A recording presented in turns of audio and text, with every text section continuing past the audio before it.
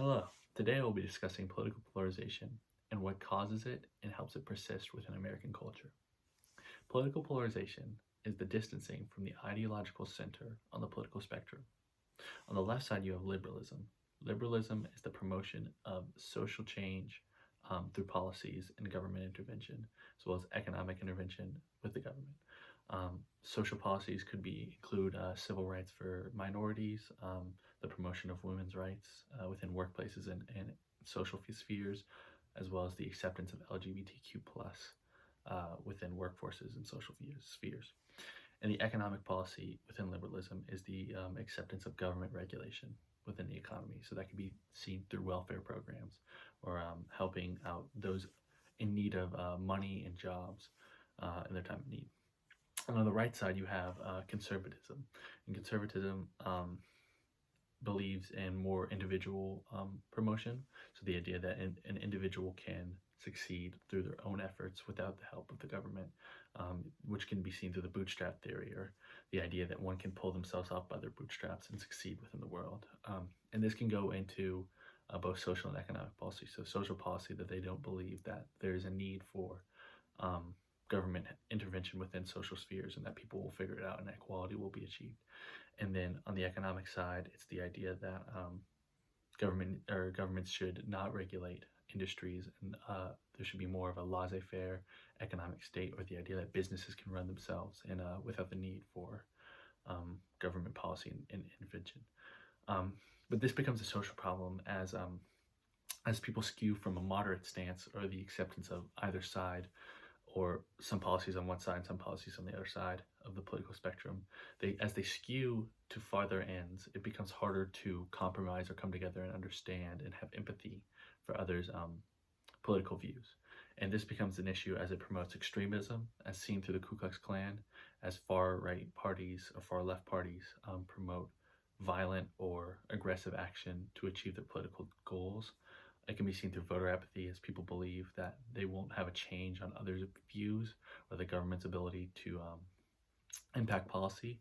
It can also result in gridlock within Congress, or the inability to pass policies, as people are not willing to compromise or come together to solve political issues.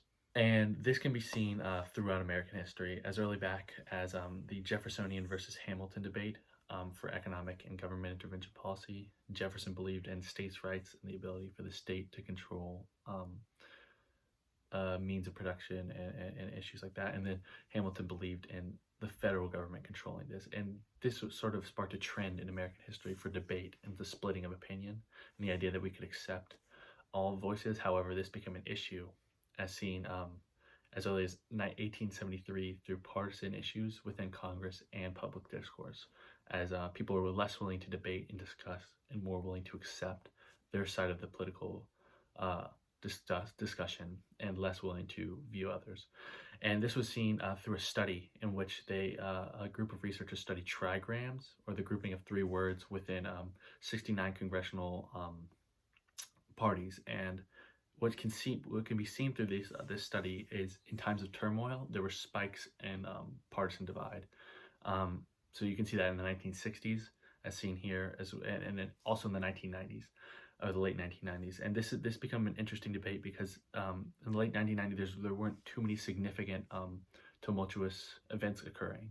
So the question was, why was it that there was so much partisan and political polarization?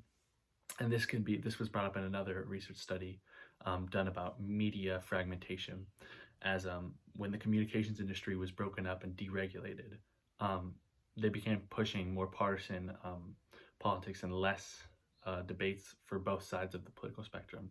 And this led people to only intake one side of the political debate, which can be seen in this other study shown here about environmental cues and the IET theory, or the ideological enclavement theory, which is the idea that people inherently take in environmental cues, which guides their political opinion. And this becomes an issue when you look at things like de facto segregation, as people are split up into different groups in different areas, in different communities, which will lead them to, according to IET theory, take in different cues and be put off in different ideological areas.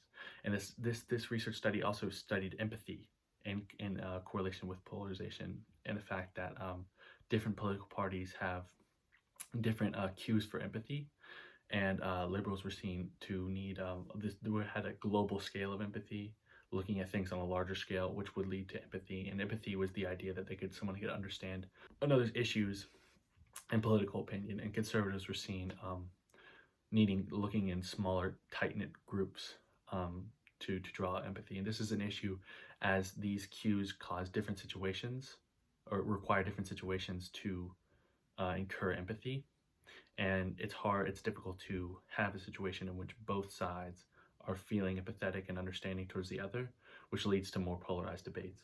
And this is also an issue, as seen on this studying climate. Congress was seen, although the public found a large array of agreement that climate change was existing and that there was issues with that.